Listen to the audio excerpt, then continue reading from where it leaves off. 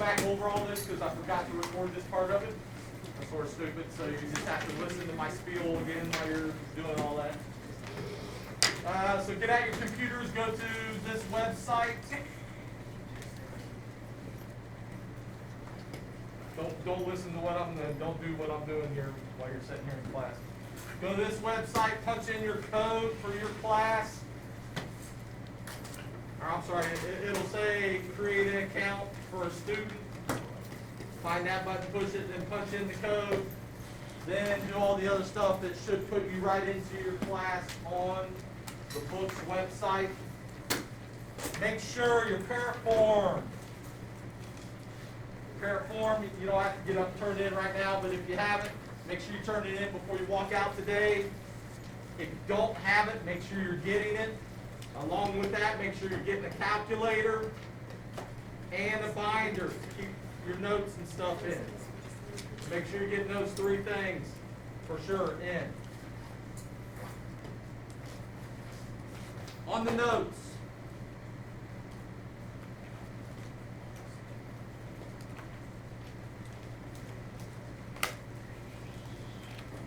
lose them already?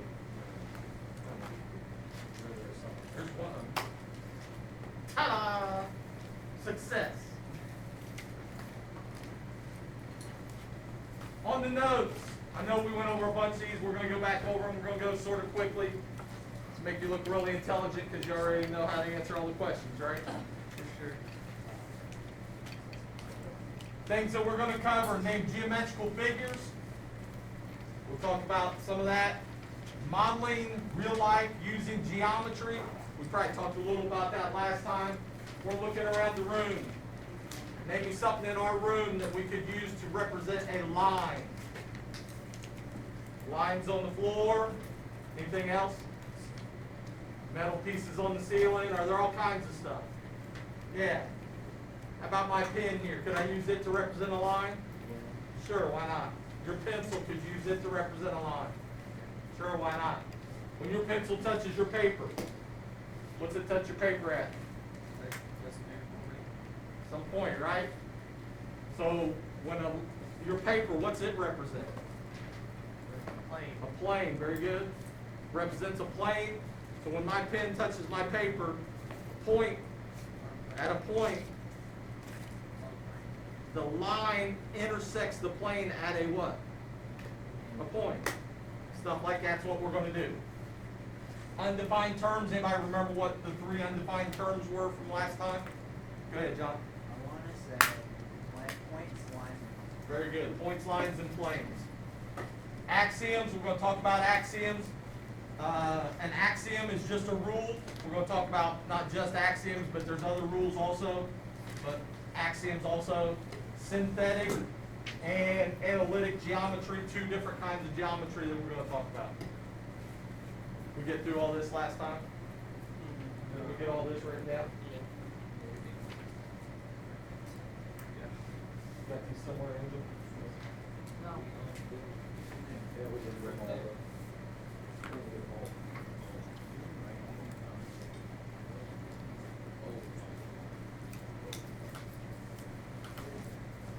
So we didn't get all this down, write it down.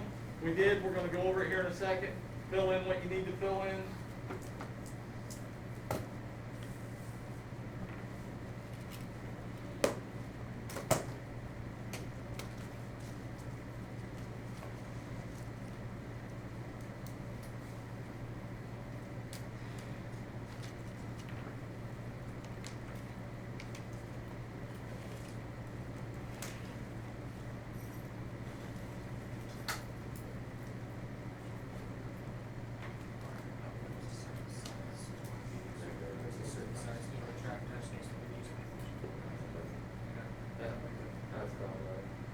Bad thing I'll say about the protractor there, when you can't see through it, sometimes it makes it hard.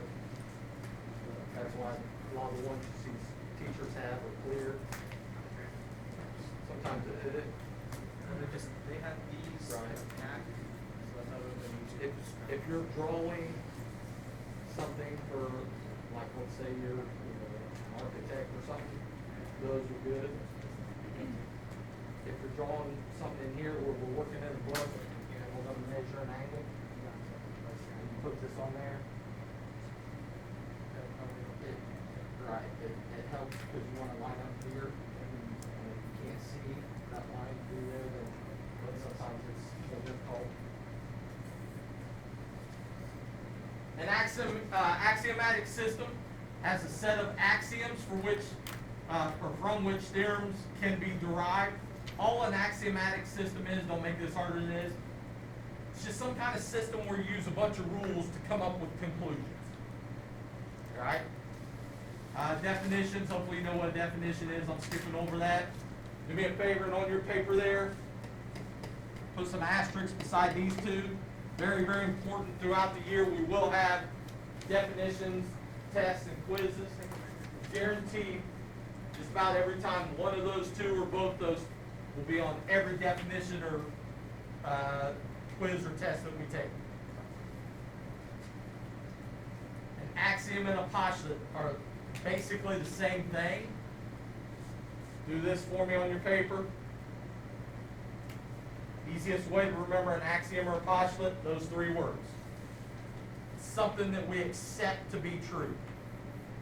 Something that we just take for granted is true. Alright?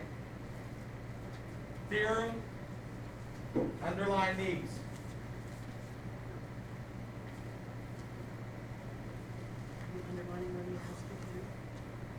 Something that can be proven true.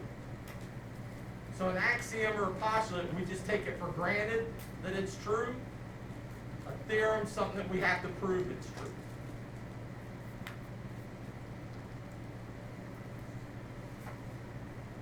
An axiom might be something like, this isn't really an axiom, but I'm going to say it anyway. A triangle has three sides. If I ask you to prove to me that a triangle has three sides, how would you go about proving to me that a triangle has three sides? You just show me one, so you draw this. Is that what you do? And then count? Is that the only triangle in the world? No.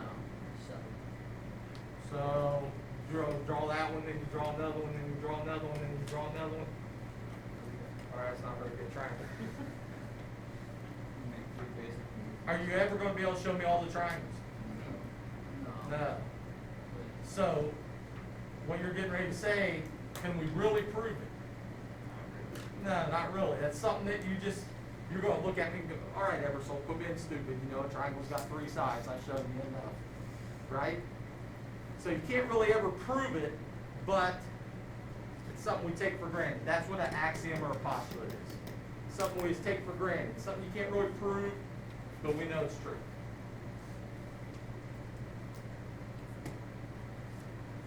Rules of the game. An axiomatic system is like a game. We're going to play Go Fish. Tell me the rules of Go Fish. We need to start in some kind of order. What's the first rule? Everybody gets 7 cards. All right. So you get 7 cards. Once you have your 7 cards, what's next? Lay down matches. Find matches. Once everybody lays down all their matches, what's next? Ask you for a match. You ask. the player opposite of the person to the left of who's dealt. All right, if we wanted to go into a whole bunch of stuff, right, and we could go ask another player for a certain card. Then what? 2 things could happen once you ask the player. Either they give you the card or you pick one up from the side. That's how you go fish. So, give you a card, Or tell you to go fish. or go fish. Then what? Find matches. And then let's go from there. Let's just do one more. What's after that? Either repeat or next turn. So those are all the rules for Go Fish, right? There's more, I'm not gonna write them all up here, but those are the rules for Go Fish. Any game that you're playing, whatever game it is that has rules, it's an axiomatic system. These are the axioms. These are the things that they're telling us about the game, and then we follow those to play the game. All right? So the rules of the game, that's what an axiomatic system is. It's just something that has rules that you follow to get to certain conclusions or certain outcomes. We fill this in last time? Yeah, a little bit. What do we write under undefined terms? So 3 undefined terms in geometry: points, lines, and planes. Did we explain why those are undefined terms? Because they go on forever. Sort of. Is there any real way for me to show you what an exact point in space is? No. No. In geometry, we use something like that to represent a point. But in reality, how many points did I just draw there? A whole bunch. All right? But we use that to represent a point. We use this to represent a line, but how come that's not a real line? Because you're never done line on a line. It's the lines go on forever in both directions, and we can't really show that, especially in your book or on a sheet of paper or something. You can't show a line going on forever. It doesn't work. When you get older and wiser and you create a book that's some kind of fourth dimensional and it shows the line going on and on forever, then you can change the rules of geometry. A plane, name a plane in the room for me. The floor, walls, so on and so on. All of these things, we build all of geometry off of that. From that, we create definitions, we create axioms, and we create theorems.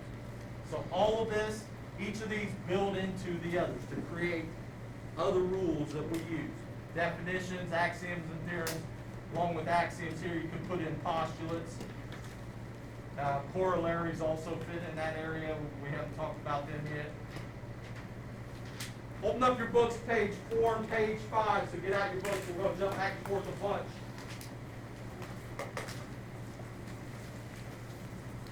Keep the notes close. But for now, get your books out, and we're going to do some stuff in your book.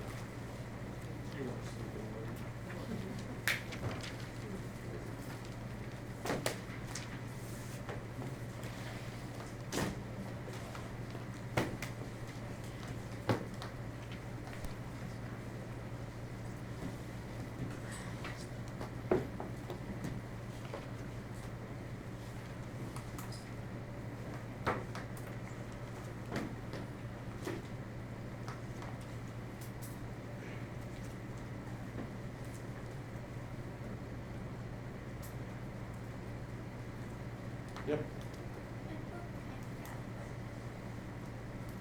It's your book.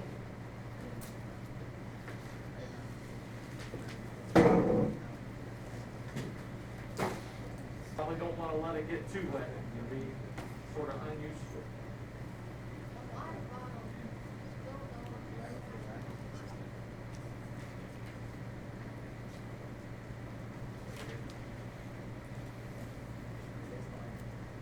I'll send Elam around, Mr. Elam there around with you to protect your bag and stuff.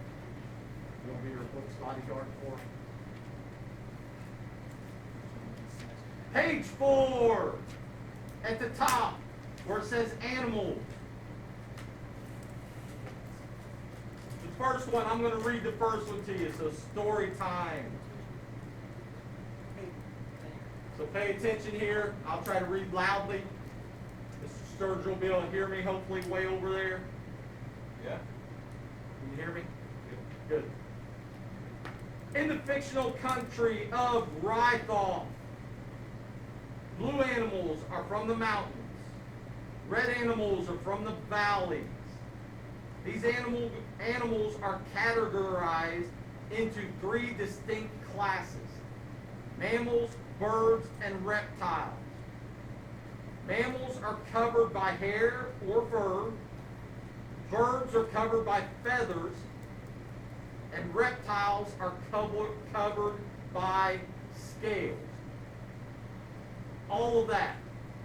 Those are axioms. They're giving us the rules about this planet. Everybody understand all that?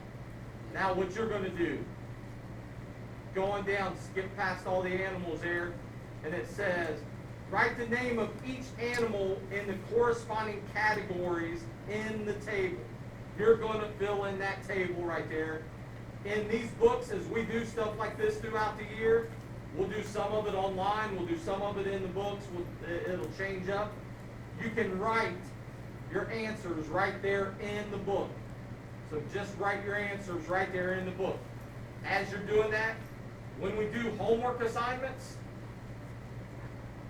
you need a separate sheet of paper to do the homework assignments because there's not enough room to write all the answers in the book.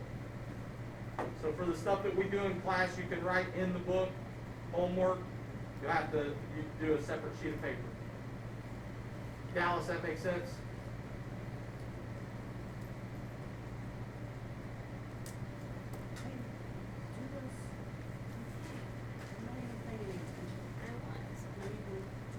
I'll tell you this, the animal gourd doesn't go in any of those boxes.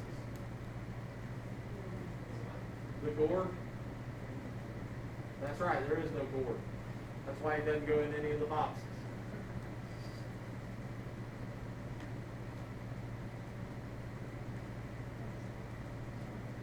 Josh, was that pretty good? Yeah.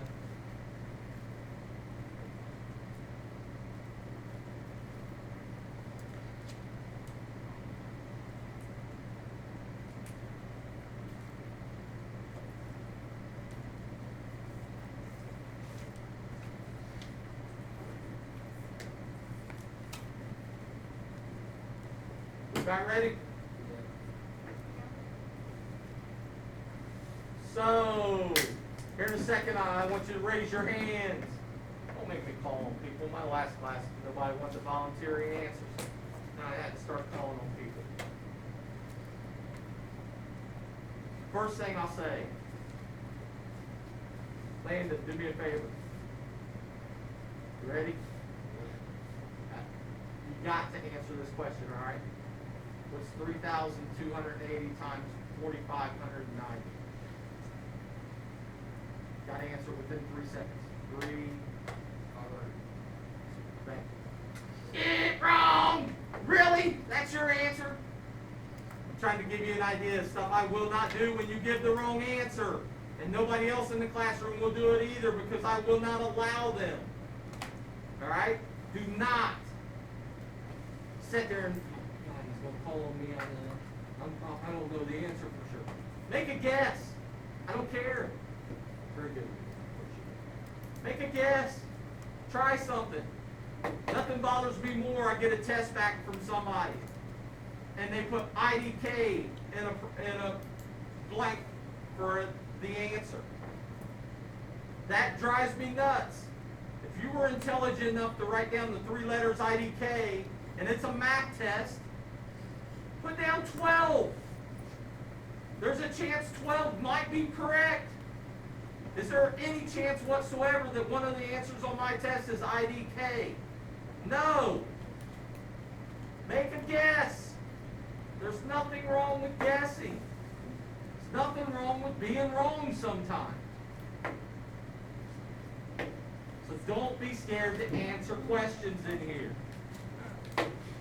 The first one, we want a mammal that lives in the mountains. Raise your hand so I'm calling you to try to learn some names here. Let's go with, give me a second, my thing is all messed up here.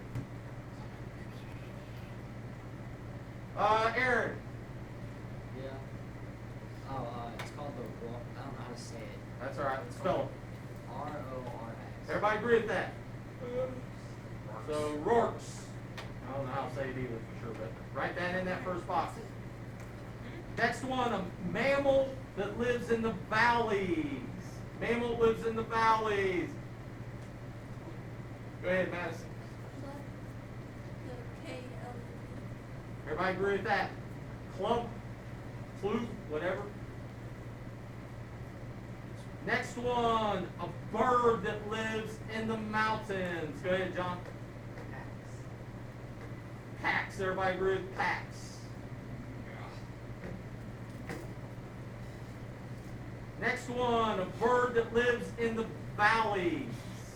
Bird that lives in the valleys. Go ahead, Ewan. The print. Everybody agree with the print? An ever elusive print bird.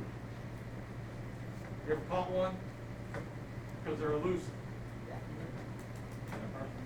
Next time, or the next one, dude. Reptiles that live in the mountains.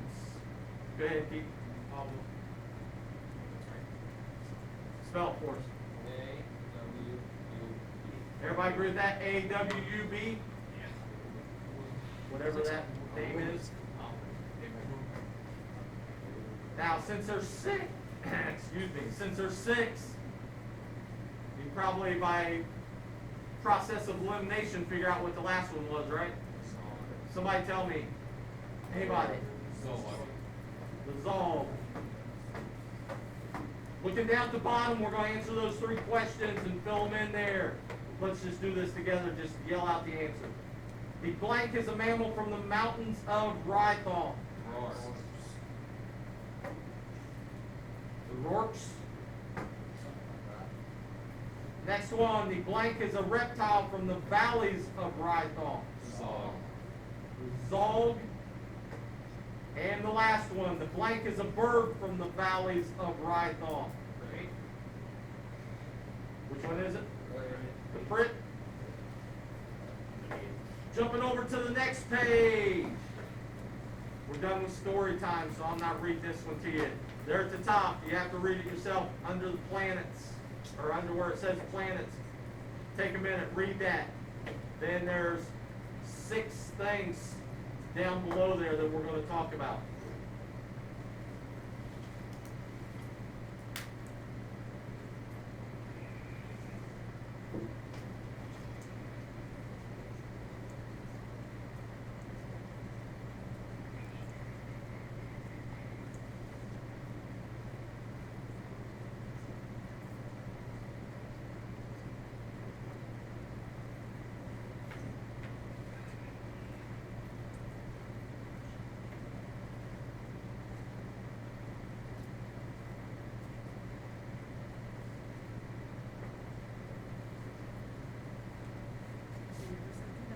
Kaylee, and tell me, you guys are the closest, so which one of you switched my board back?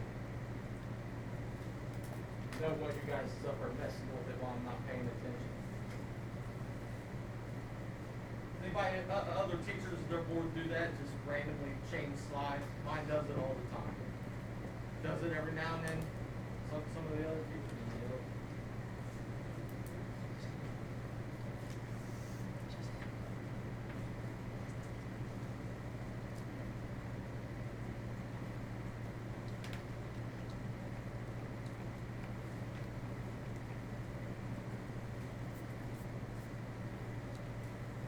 Looking down there at the bottom, or towards the middle of the page, all we're going to do, you guys read the paragraph there. That paragraph gave you the rules about the planets. And then the picture sort of helped to give you some more rules. So you can see it there.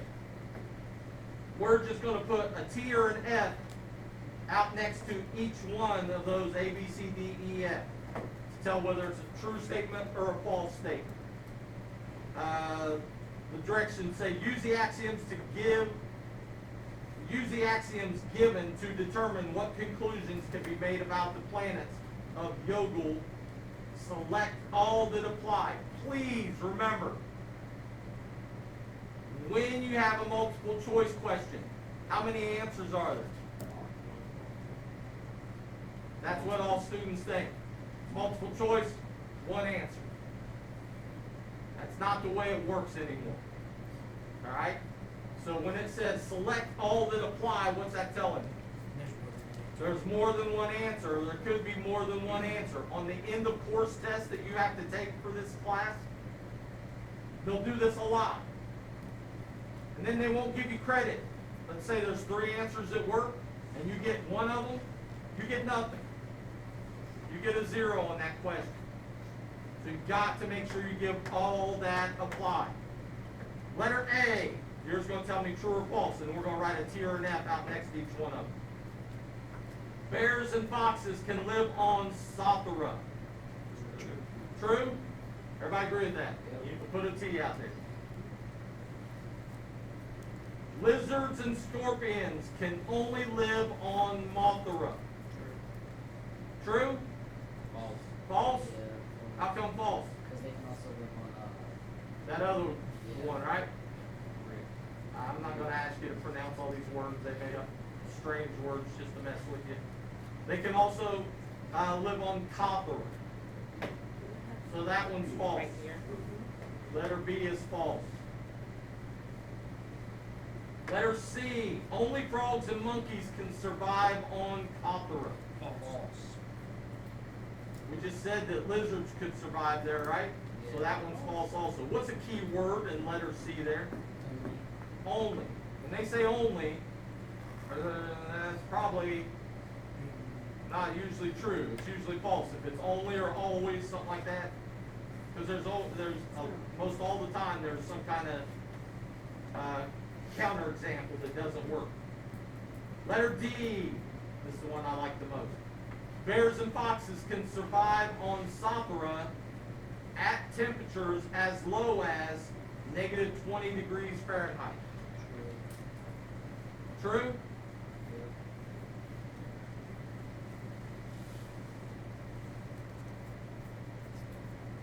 Everybody agree with it? It's false. How come? Because it doesn't say. Please, one of the key things in geometry, do not read stuff into stuff where they didn't tell you it. Alright? So don't read in stuff where they didn't tell you. So that one is false. What did I tell you? Switching my screen. Later on this week, we're going to learn about angles. What kind of angle is that?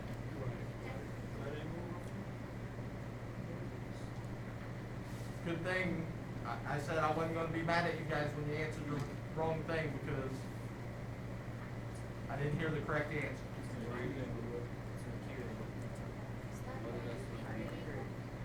Do we know?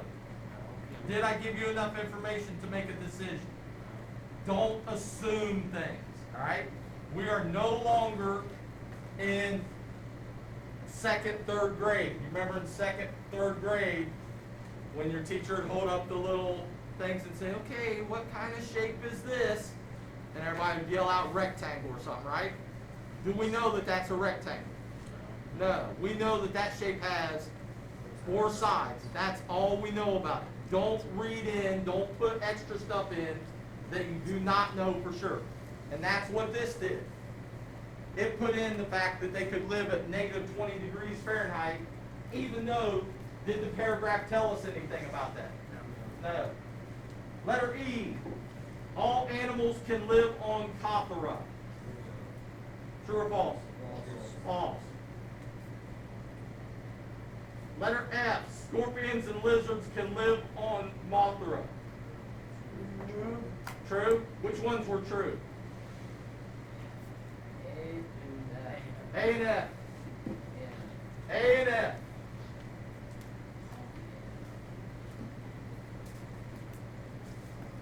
Flip back to your notes. Fill in what you need to fill in on these two. Angel's getting mad at me because there's too much moving around and flipping back and forth and stuff. Taken away from his nap time. All right.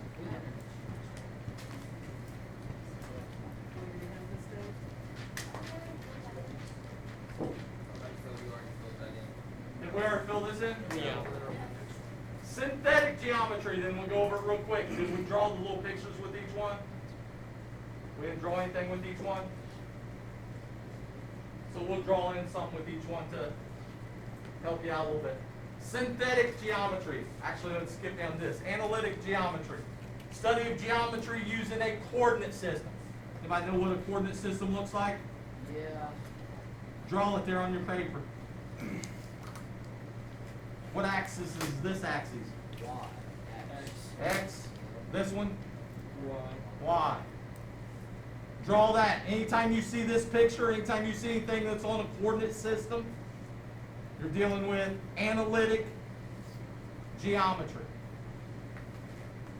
Anytime you just see a picture without a coordinate system, without a number line or the X and Y axes, so maybe you just see, they just show you a picture of that triangle, then you're dealing with synthetic geometry.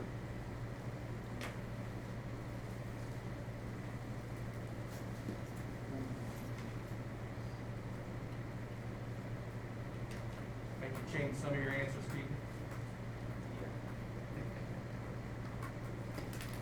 I read the notes wrong, but I did the last night. Flip over to page 6. Sorry, Amy, we gotta flip back in your book now. Listen to them all sign like it's killing me.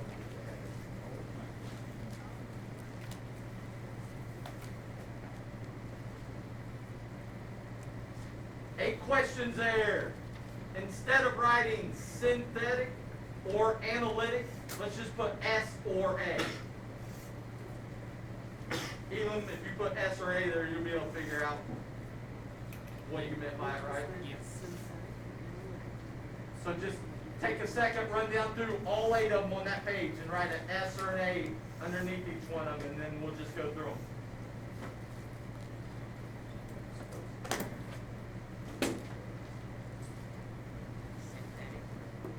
Look at your notes. So on page 6.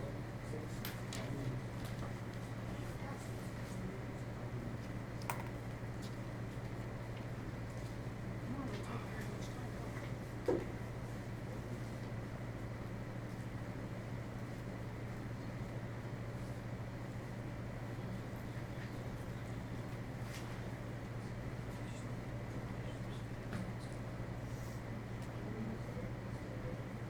We about ready?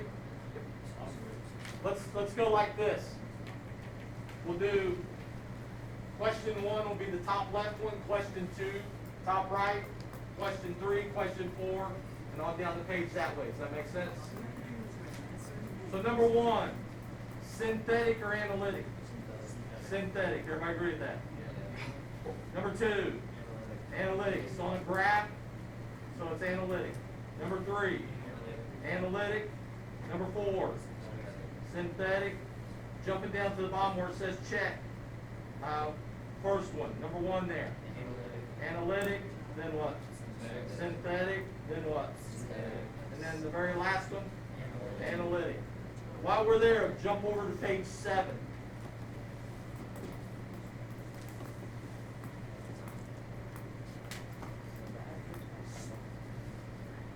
Story time again. I think number 1 was number 1 part of your homework.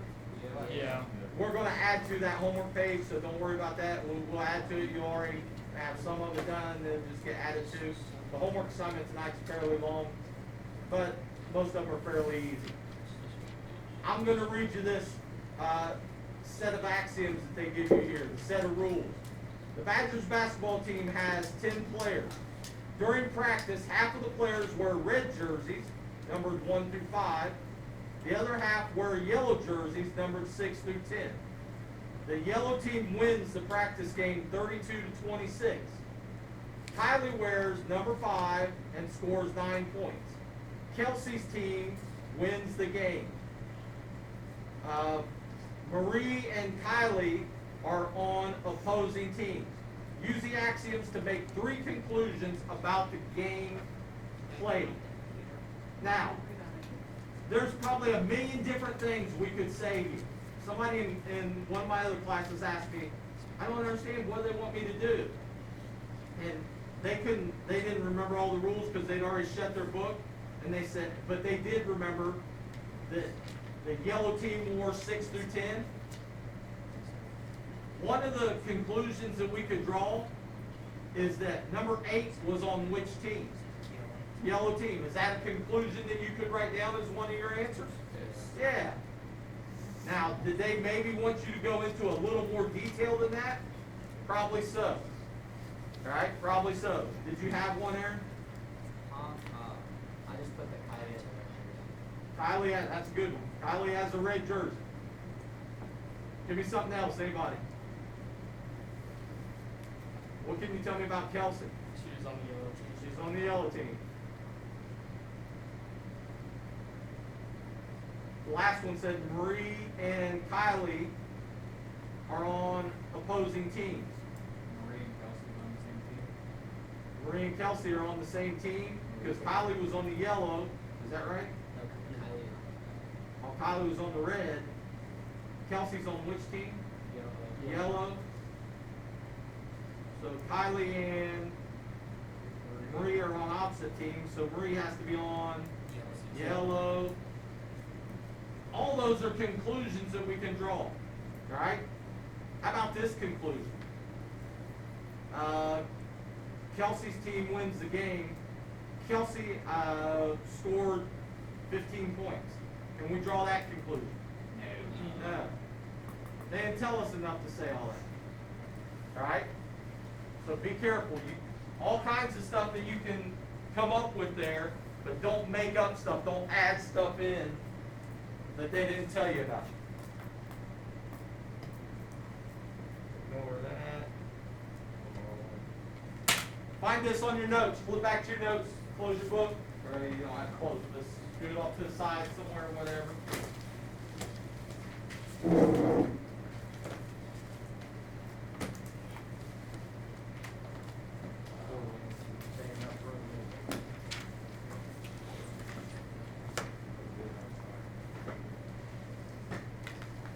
Fill in what you need to fill in on this. What are the 3 undefined terms in geometry? Go ahead. Points, lines, and planes, and that's what we're going to cover right now. I put it in a different way, lines, points, and planes. That'll work.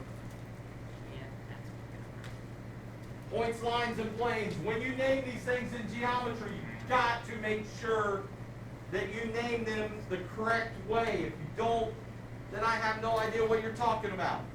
If you just put down this, the letter B, I don't know what you're doing. So when we go to name a point doesn't have a symbol. So if I wanted to show that my answer is point B, I got to write out the word point B, and then that's my answer. A point, we talked about this last time. We use something like this to represent a point, and there's going to be some capital letter. This always has to be a big letter. When you're naming a point, when you're naming a line, they have to be capital letters, have to be big letters. A lot of students do this. You'll start writing and you want to name a line or something. It'll go something like maybe it's line AB, and you will do something like this. I know that's normal because you put a capital letter, then lowercase letters. They've got to be capital letters. Nothing hard about naming a point. That's pretty easy. We're going to skip over that real quickly. Lines. Lines a little tougher. I'll let you fill this in and we'll talk about them. A little tougher to name a line. Little people mess up when they name lines. The little box on your paper there, that's where that symbol goes. Just write it in that little box so you can see it where it belongs and everything.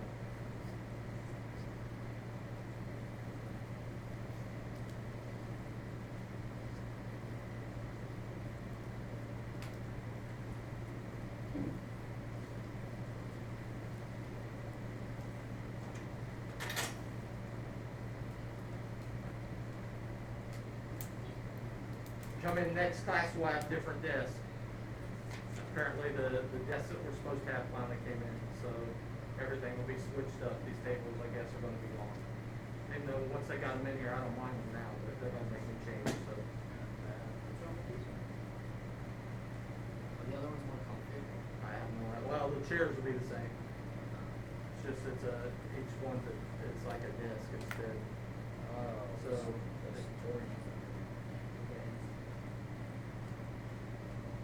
we'll see. Maybe these tables will be in one of the closets around here, so if it works out that we don't like it, I'll just go switch it back and they'll never know the difference. One bad thing is we'll have a whole bunch of desks piled up in a corner all year long. A line, when you name a line. Lines, rays, and segments. We're going to get to those two here, the other two here in a second. And they're all named sort of the same way. They're named with two big letters, two capital letters. They always got to be big letters. All right? Two, not three, not four, not one, two. I named this line AB. Remember with the line, what do you know about a line? What's it do? Goes on forever. Very good. Goes on forever and ever both directions. So when I name this line AB, does it also include point C out here? Yeah. What's another way I could name this line then? Now be careful. Line AC. Can I name it line ABC? No. Why not? 2 letters. Math people, very, very lazy.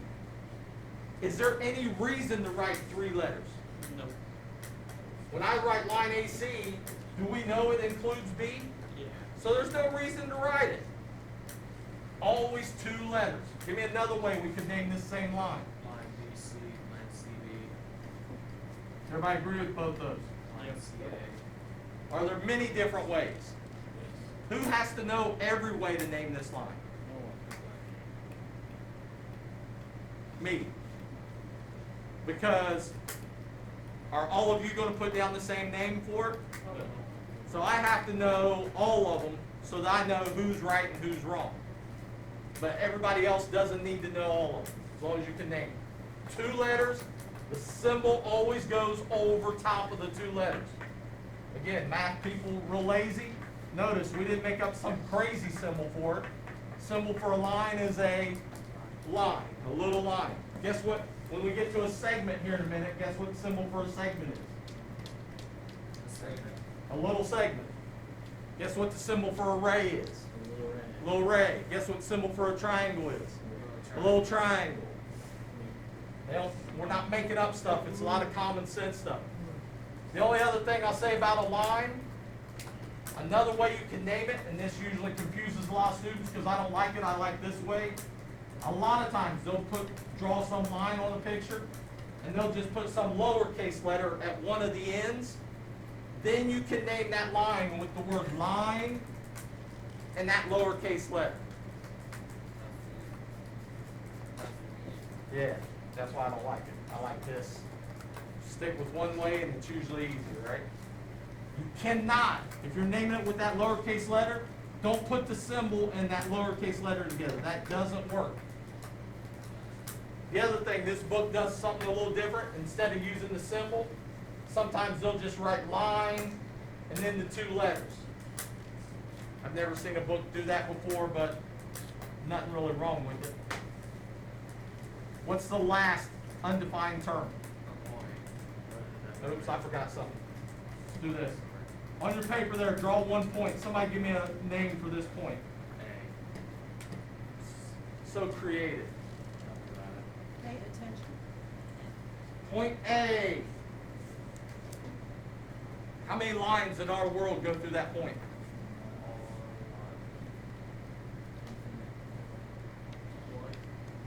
Just one? Unlimited. So that's the only line? Unlimited. How are we going to say that mathematically? Infinity. An infinite. An infinite. Infinite. There's an E on there.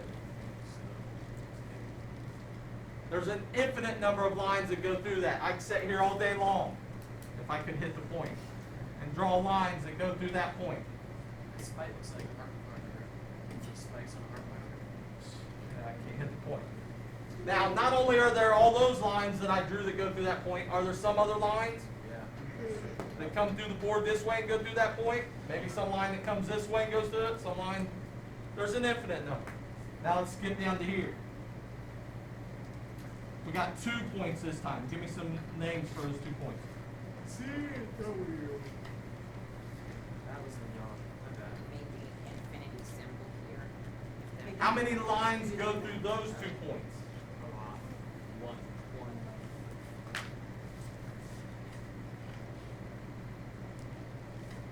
If I draw that, is there any other lines that go through both those 2 points in our world? So with 1 point, you could have an infinite number of lines. With 2 points, it makes exactly 1 line. That's the first rule in geometry. This right here is your first axiom or postulate in geometry. 2 points make exactly 1 line. I'm not sure what you have to fill in on that one. And I got my 2 points here. I connect them, there's only 1 line. When you connect those 2 points, there's exactly 1 line in our world that connects those 2 points. No others. I got this point right here.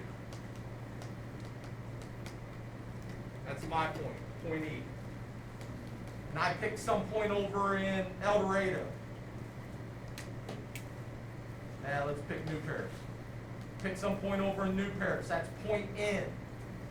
How many lines in this world connect point E to point N?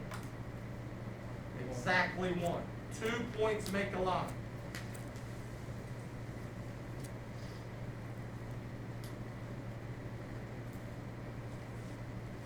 What's the root word to collinear?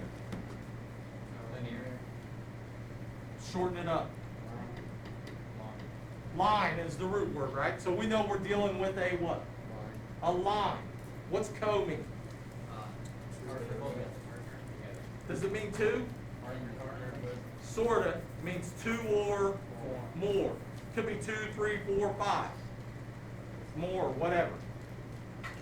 So it seems like we're dealing with 2 or more what? Lines, which we sort of are, but this last part that goes on the end out there, what's that called in English? A suffix, is that right? There's a prefix and a suffix, is that? Yeah. So that AR sort of changes it. You're actually only dealing with 1 line, and we're trying to figure out how many points fall on that line. All right? How many points are there on this line right here? 2. There's 2 that I've drawn. Does that mean that's all of them? Are there more points in here somewhere? Yeah. Yeah, how many's on that line? A whole bunch. But usually we use stuff like this and we put points on there. All right? And what do we say about all 5 of those points that I have drawn there? They are all collinear. They're all on the same line. That's all collinear means. Here in a minute, we're going to get to this word.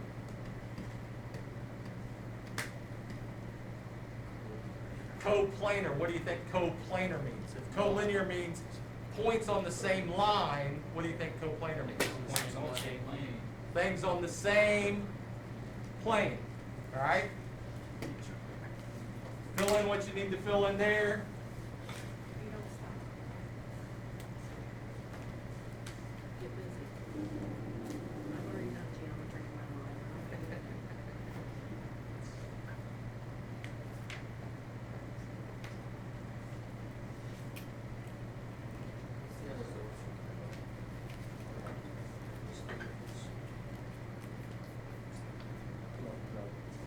See that T?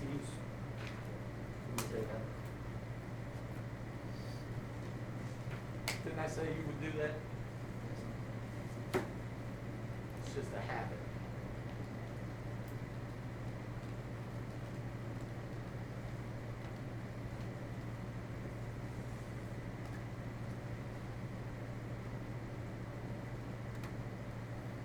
Two points make a line, 3 points make a what?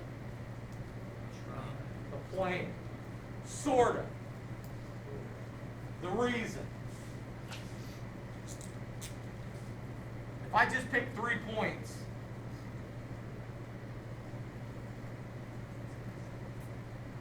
if I pick these 3 points, the only plane in our world that contains points A, B, and C, my whiteboard. There's no other plane in this world that contains those 3 points. All right? But you got to put a little stipulation on that.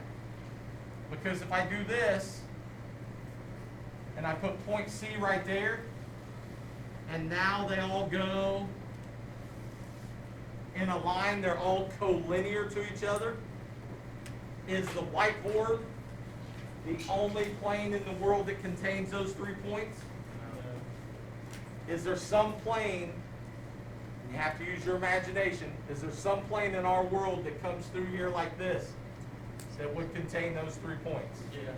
Is there some other plane that comes through like this and would contain those 3 points? Yes.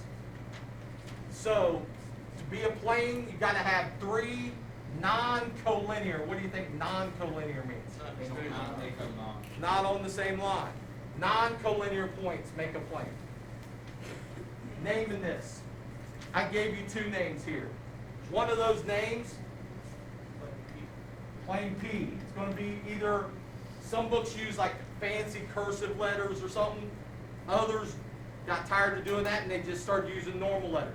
The whole thing is, it's going to be given in one of the 4 corners, and it's not going to have some point with it. So like this ends sort of close to the corner, but it goes along with that point. This P doesn't go along with the point. So we could just name it plane P. Then I named it plane NTB. Notice, capital letters again with 3 letters. Give me another way that this plane could be named. TBN. That work? LNT. Does that work?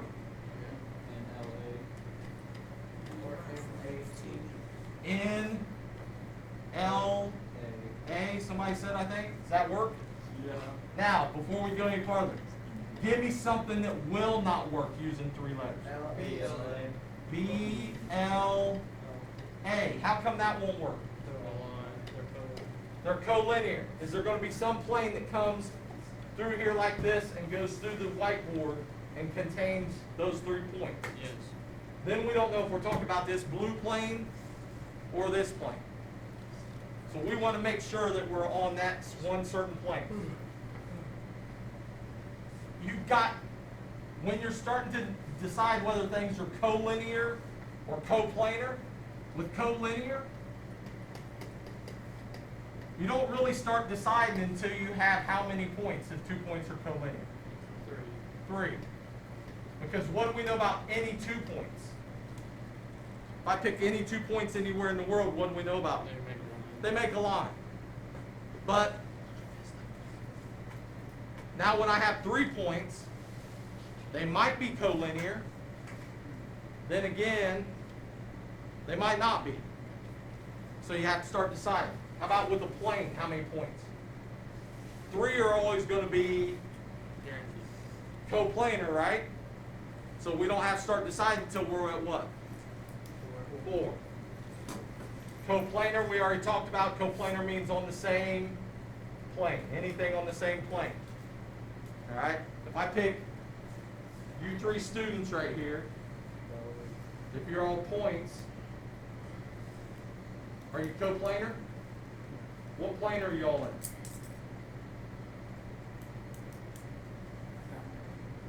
The floor. So a lot of times that's what I'll say. You're a point, you're a point, you're a point, you're a point. Are you coplanar? Yeah, everybody in this room is coplanar. Nobody's flying right now over top of everybody else, right? So everybody's coplanar because they're on the plane that's the floor. What do I know about these 4 students right here? Are they coplanar? Yeah. Not only are they coplanar, but they're also collinear because they're in the line. How about like these 2 and 2 over there? They're coplanar. Are they collinear? does. All things we can decide. Space. We don't deal with space a whole lot. I'll give you a second to write this down. While you're writing it down, think about why, when you open up your book, it's not, one of the questions isn't going to say, in space, and give you a bunch of stuff.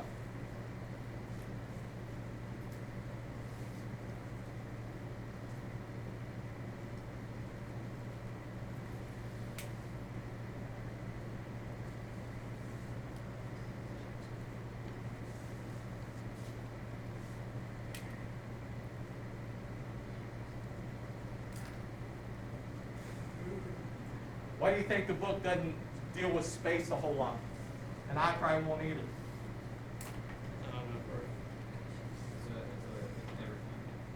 Can I really show you? No. So there's not really a way to show you space. I got these two lines right here. Where do they intersect at? A point. So two lines intersect at a point. They share that point. That's what intersection means. What they share. So I got two lines intersect at a point. What's two planes intersect at? Axis. Sort of. Give me a plane in the room. The floor. Give me another plane. Wall. The wall. So we got this wall and the floor. What do they share? The line. A line. Two planes intersect at a line.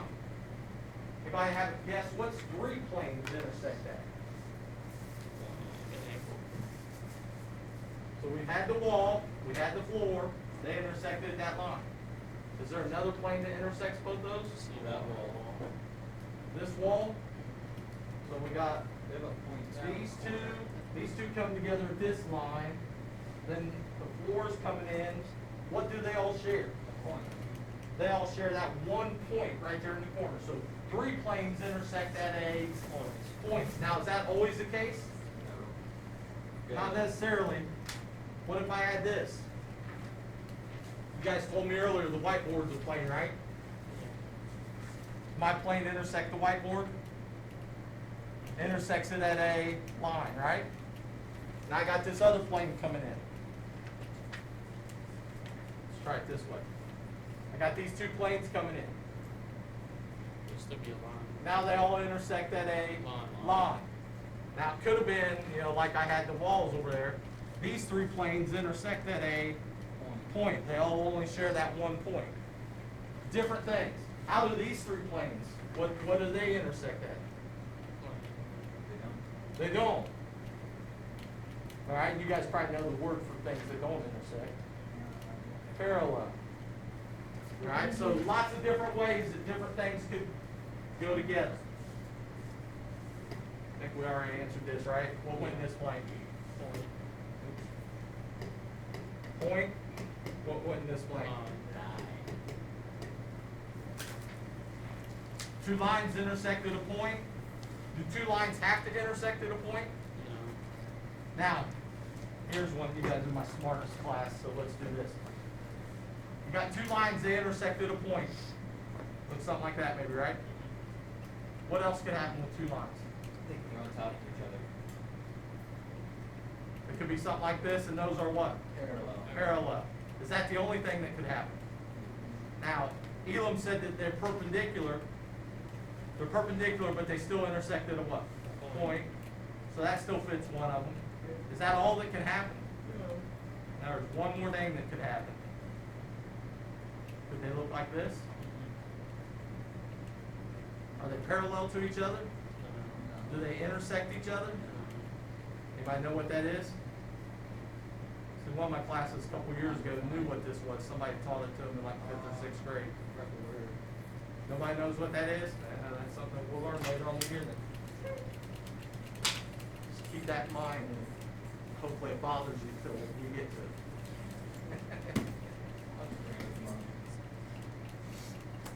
This, mark this off. Is that on your notes? Yeah. Get rid of that, because we already answered those, right? We already filled them in. A line segment. If I go from Elam to Keaton right here, We formed a line segment. We're just starting there, stopping here. That's a line segment. It's part of a line. When you name a line segment, use 2 letters. Use the 2 endpoints as the 2 letters. What's good about a line segment that's better than a line? What can we do with a line segment that we can't do with a line? Show define. Stop it. All those answers are correct. One big thing that we do in math a lot. Measure. We can measure. You can measure a line segment. You can't measure lines. Measuring things come up big in the real world. Yeah, you deal with segments a lot more than you deal with lines in the real world. So if we name this line segment, we just use the 2 endpoints. This is the symbol for a line segment. 2 capital letters and the symbol. Somebody name this segment for me.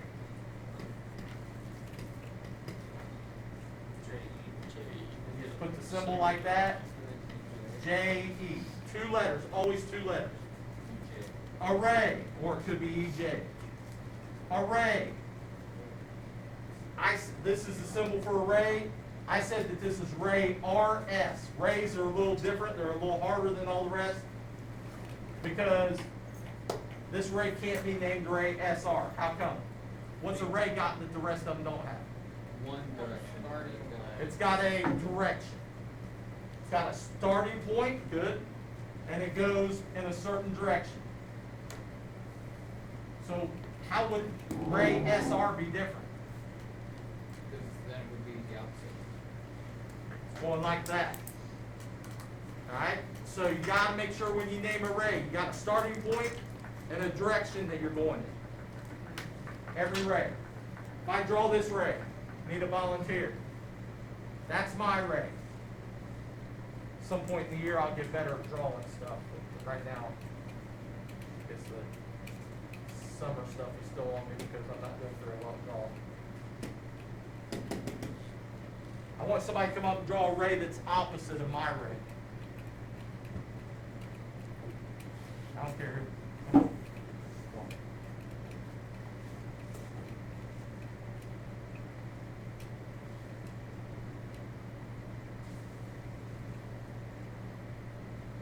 Notice, where did his ray start at? Same point as mine. Alright? Don't want to start it like here and go out here. That's not an opposite ray. Same starting point, going in opposite directions. When you do that, what's this form? Forms a line. Now, not only does it form a line, but it's going to form something that we're going to talk about in a few days, dealing with angles. It forms a straight angle. How come we might want to call that a straight angle instead of a line? What did I tell you about a straight angle? 180 degrees. It's got a measurement. You can measure it. If we called that a line, can you measure it? No. And at some point throughout the year, I'm going to do this and hope it's not you that I do it to. Usually I have yardsticks laying up here. I'm going to draw that on the board, and I'm going to take my yardstick, and I'm going to say, hey, come up and measure this line for me. And then you're going to stand up here for 10 or 15 minutes while I'm laughing my butt off, and so are your classmates. 32 inches. Nope. 32 and a half inches. Nope. And we're going to all laugh and laugh and laugh. Set it, fold. Because what can't you do? You can't measure a line. You can measure segments, you can't measure lines. Jump in your book, page 12, 13, and 14. Angel, tell them all which page are we starting with? 12. What an intelligent young man. Page 12.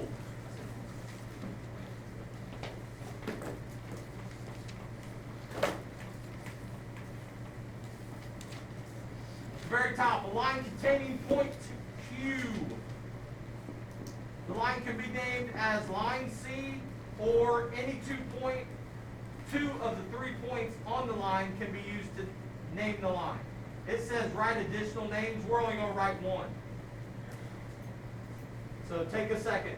In that box, fill in naming line, the point that can, or the line that contains point Q there, name that line using 2 letters and the symbol.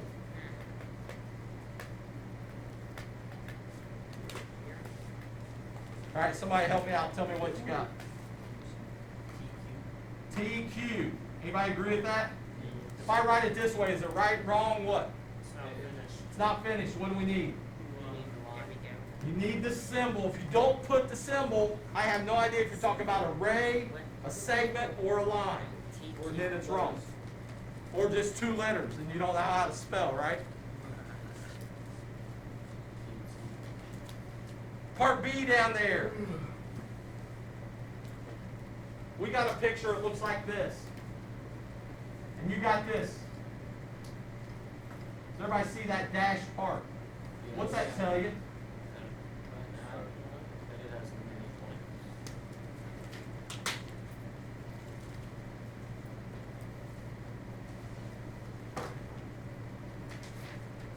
Does everybody see this? This is my plane. Watch closely. That dashed part tells you something like this. What's the line doing? It's going through the plane. Where does it touch or intersect the plane at? At that one certain point. So when you see that dash stuff, it's telling you it's going through it. If I have that and point V is right here on my pen, is point V part of this plane? No. All right? Point V is not, because it's right here. Is point V ever going to be on that plane? Does that make sense to everybody, the way that picture is? Sort of hard to look at these pictures sometimes because you're drawing a 3-dimensional picture on a 2-dimensional page. So looking at that next one, different ways to name that plane. They told us plane, what they say, I'm sure they used the 1 letter. Plane A, yeah, they took the easy way out, right? Looking at the first name there, plane QST. Can we name that plane QST? Yeah. So circle that one. Plane QST, that's the correct answer. How about plane STB? Mark it out. Why not?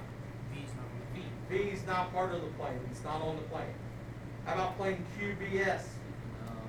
No. V's not on it, right? How about plane VST? So mark those out. The only one is that first one.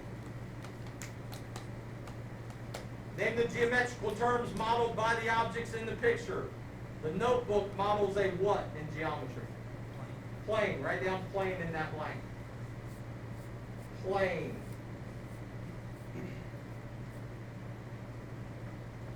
The edges of the notebook model lines JK, comma, lines and line KL, and what other line? JN. What kind of letters are you writing down right now? Capital, big letters. JN. The quarter in the picture models what? Point M. It's so hard to tell that that's a quarter. I can't see it. I'm hoping your younger eyes can see it a little better than mine. Points N, L, and K are what with each other? Co-planar. Co-planar. As you write this down, when I collect your books to check out all these answers, you're going to make sure you spell co-planar right? First, there's a couple things wrong with that statement. I'm never ever collecting these books to check these answers. This is for your benefit. All right, that's right. Take forever and be stupid. It's for your benefit. Next one, points P, Q, and R are what? Collinear. Very good. Collinear. Collinear.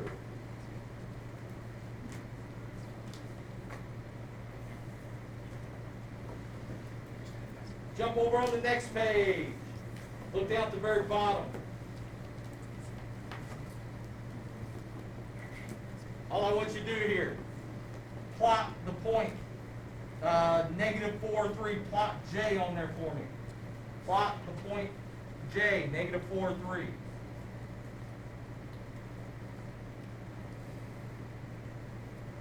So label it J. And then put a J next to it.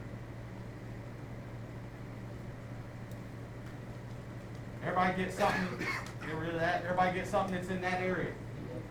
Make sure the first number tells you how to do what? Left or right on the X. The second number tells you how to go up or down. Make sure you don't forget that.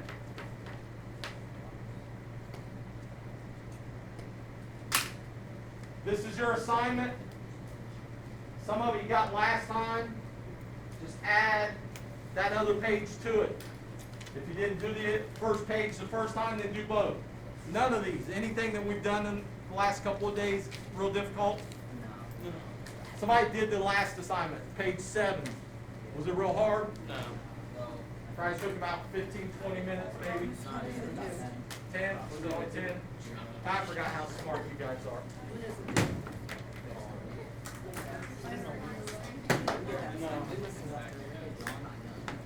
Yeah, if you need to take a picture of that, you can. You can get out your phone and take a picture of it. That's fine. Also, this will be posted on Moodle along with the video, along with the notes. So if anybody's not here, you can tell them that. And we'll probably also, I'm going to switch it, the assignment So we read on, to page 7. on the book's website. Says it wrong, it's got just page 7. I'll fix that and put both of them on there. I circled all the ones you